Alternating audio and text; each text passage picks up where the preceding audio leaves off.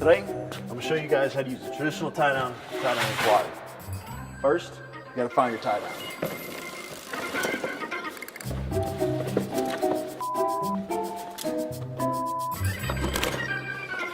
All right, so now you got your tie down out.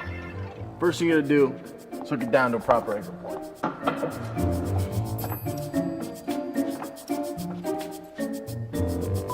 Once you get the back done, then you gotta tie down your front.